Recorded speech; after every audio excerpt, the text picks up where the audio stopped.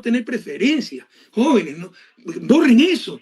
No, nos han metido en su narrativa. Eso es un absurdo y un imposible.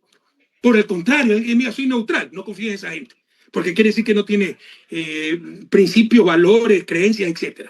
Significa que en función de esos principios, valores y creencias va a tratar de ser lo más objetivo posible y lo más imparcial posible para cumplir mi deber como juez, como consejero del Consejo de Participación Ciudadana, etc. Entonces no satanicemos el que se pertenezca a un partido político, ser cercano a alguien. Lo que se debe exigir es honestidad e intelectualidad. ¿Qué mayor perversión que el Consejo de Participación actual?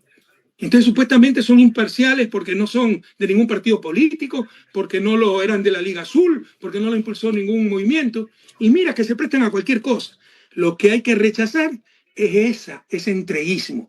Y nuevamente, perdóneme si sueno cansino, pero es importantísimo, porque son de las tantas tonterías que a fuerza de repetir ya son verdades incuestionables. No se trata de no tener ideología, no tener preferencias políticas. Se trata que pese a mi ideología, pese a mi preferencia política, pese a mi no neutralidad, y no hay ser humano neutral 100%, pese a todo aquello, voy a intentar ser lo más objetivo y lo más imparcial para cumplir mis deberes como presidente, como juez, como maestro, como político, como consejero de participación ciudadana, como lo que fuese. No sé si esté claro. Si quieres aprender Python para tener una carrera en ciencia de datos, TI o ingeniería, tienes que hacer el curso intensivo y completo de Python en Udemy. Sí, y de hecho el Consejo de Participación actual claramente está alineado a Carondelet, pero... Y tú decías lo de la Liga Azul, entonces yo creo que te respondí, ¿no? Sí, sí. Por ejemplo, nosotros ¿qué hacíamos cuando? Porque decían gente cercana al correísmo ganaba los concursos. Porque nosotros no es que manipulamos concursos, pero sí preparábamos a nuestra gente para el concurso. Porque sabíamos que era gente buena, gente honesta. Pero pregúntenle a quién se le dijo alguna vez, ¿ya? Que nombra a este, nombra al otro, culpa a este, al inocente, exonera al culpable. Jamás, pues. Lo que buscamos es poner las mejores personas en esos puestos. Y que luego, con independencia, objetividad, con honestidad intelectual, tome las decisiones de acuerdo con su cargo. Por si acaso, alguien dirá, ¿y Poli? Poli no fue parte de la Revolución Ciudadana, es una de las tantas mentiras repetidas 1000 veces. Yo no conocía a Poli. Poli se lo nombra en el 2007, cuando recién llegó al gobierno. Y al Contralor todavía se lo nombraba de una terna enviada por el Congreso. Es el Congreso, donde no teníamos un solo diputado, que me envió una terna encabezada por un señor Carlos Poli, a cual no conocía, pero para respetar la institucionalidad nombré al primero, que era Carlos Poli. Luego ganó todos los concursos, porque era auditor de la OEA, era vicepresidente de la Organización Mundial de Auditores, tenía un currículum espectacular, ¿no? Pero entonces se resultó un corrupto, Correa es corrupto, y el gobierno de Correa es corrupto. Y alguna vez en una entrevista escuché a una periodista que decía, pero el gobierno de Correa fue un corrupto. Mira, Carlos Poli no es parte del gobierno, es de otra función del Estado. ¿Dónde está nuestra cultura política? ¿Cómo podemos dejarnos manipular tanto? Entonces, Carlos Poli es un caso aparte. Pero miren cómo hablan de Carlos Poli, y no hablan, por ejemplo, de un sinvergüenza de Pablo Celi, que a ese sí lo puso Trujillo, a ese sí lo puso Moreno, a ese sí lo defendieron con uñas y dientes para que se preste a cualquier cosa. Y está preso por la investigación que se hizo en Estados Unidos. Si no, seguiría libre persiguiendo a la gente.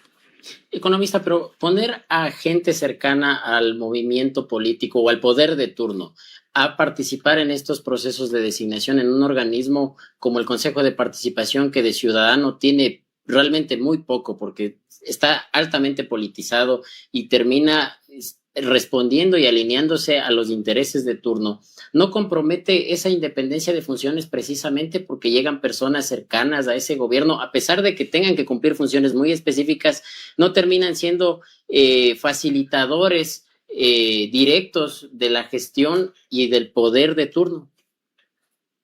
Bueno, creo que gasté los últimos 10 minutos en vano porque no me hice entender. Será que me faltan mis capacidades explicativas. Pero te insisto, la honestidad intelectual no es no tener ideología, no es tener gustos, preferencias, creencias preestablecidas, prejuicios si quieres llamarlo.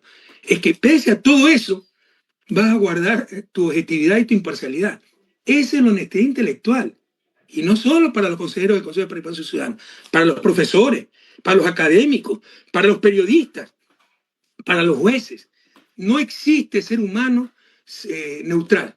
Entonces, ¿y por qué poner entonces gente cercana? Porque tenemos que poner gente que conozcamos, que podamos razonablemente garantizar su honestidad.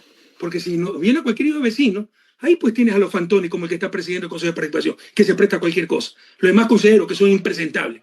Ahí tienes pues una jueza Mercedes Caicedo. Compárala con Gustavo Yap, PhD de la Sorbona. A esa gente es que se preparaba para llegar a esos puestos por concurso. Pero obviamente se preparaban y ayudamos a prepararlos, ¿no? Pero guardaban su honestidad intelectual. Eso es lo importante. No es que no tengan preferencia. Es imposible aquello. ¿Usted estaría de acuerdo entonces con que el Consejo de Participación pierda sus atribuciones de designación de autoridades y eso pase a la Asamblea Nacional tal como se está planteando? Ese organismo, tal como está ahora mismo configurado y con toda el descrédito que ha sufrido en el tiempo, ¿debería desaparecer directamente? ¿Debería ser disuelto y que la Asamblea Nacional se encargue de esos procesos? Para que después de 20 años volvamos al Consejo de Participación, porque entonces está desacreditado el Congreso y el cuento de nunca acabar. ¿Y sabes dónde está el error, Álvaro? Que la calentura no está en la sábana.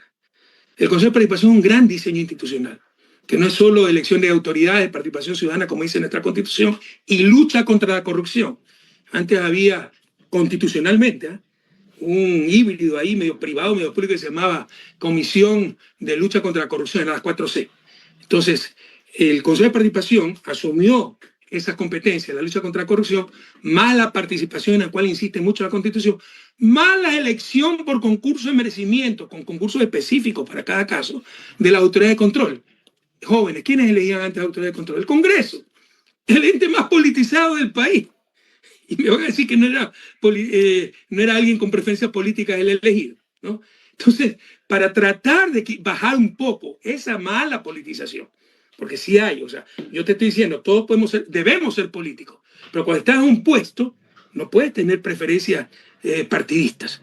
Debes guardar la imparcialidad y la objetividad. Entonces, para evitar tanta influencia partidista, cuando venían electos por el Congreso y con compromiso, porque había que pactar. Yo me acuerdo cuando presenté la terna para superintendente de banco. Nombraron al último, porque ese sinvergüenza, que se puso última hora porque me falló el tercero de la lista, ¿no? Y era muy difícil encontrar gente con todo requisito. Entonces lo tuve que poner a un colega de la San Francisco, que era un sinvergüenza, resultó un sinvergüenza. Pactó con los socialcristianos, pactó con Social Patriótica y se hizo nombrar el superintendente. ¿Tú crees que ese tipo no llega comprometido? Precisamente para evitar eso, se hizo el Consejo de Participación Ciudadana que se elegía por concurso de merecimiento. Para cada cargo fiscal, contralor, se hace un concurso de merecimiento a cargo de una comisión especial. ¿Qué más filtros que eso? Pero no se engañen, jóvenes queridos, sobre todo para ustedes jóvenes. No se engañen. La calentura no está en la sábana. Hagan lo que les dé la gana. Consejo de Participación, Congreso, una sola Cámara, bicameral, Senado, Congreso, lo que les dé la gana. Nada va a funcionar si no tenemos políticos virtuosos. Y con todo respeto, si no tenemos ciudadanos virtuosos que no toleren la trampa. Con la cultura de la trampa que tenemos, que se aplaude al sabido, no se lo condena, nada va a funcionar. Lo que se ha hecho en el Consejo de Participación Ciudadana es trampa, trampa y más trampa. Trampa es que se destituyó a Lemebera y a todos los que ganaron en elecciones limpias. Trampa es que se cambió del concurso nacional de merecimiento a elecciones donde no pueden estar ni con un anillo azul porque entonces ya se los descalifica, ¿no? Trampa es que la Corte Constitucional limitaba y presionaba a los consejeros para que no revisen, por ejemplo, lo que hizo el Trujillato. Entonces, trampa, trampa y trampa. Mientras se tolere e incluso se aplauda la trampa, hagan lo que les dé la gana, no va a funcionar. La calentura no está en la sábana, el problema no está en las instituciones. No existen instituciones virtuosas sin políticos virtuosos y lamentablemente sin ciudadanos virtuosos que no toleren la trampa y sin una prensa virtuosa que denuncie la trampa y no haga mutis por el foro. Justamente hablando sobre la prensa de investigación y uno de los casos que más está ahora mismo en medios, dándose amplia cobertura, este espacio mismo ha investigado en sendas de entregas del caso Progen. Nosotros hemos dado seguimiento en particular a esa situación en el sector eléctrico y preguntarle un poco de lo que hemos visto hasta ahora. ¿Qué opinión le merece en principio el hecho de que el gobierno nacional, porque ellos controlan la Fiscalía General del Estado, hagan a un lado, aparten de las responsabilidades y del procesamiento penal a dos de los exministros que son amigos del presidente Noboa y que toda la culpa de ese mal negocio, de ese atraco de $110 millones recaiga sobre técnicos, mandos medios, gente que no tenía jerarquía en SELEC y sobre un exministro que termina siendo el chivo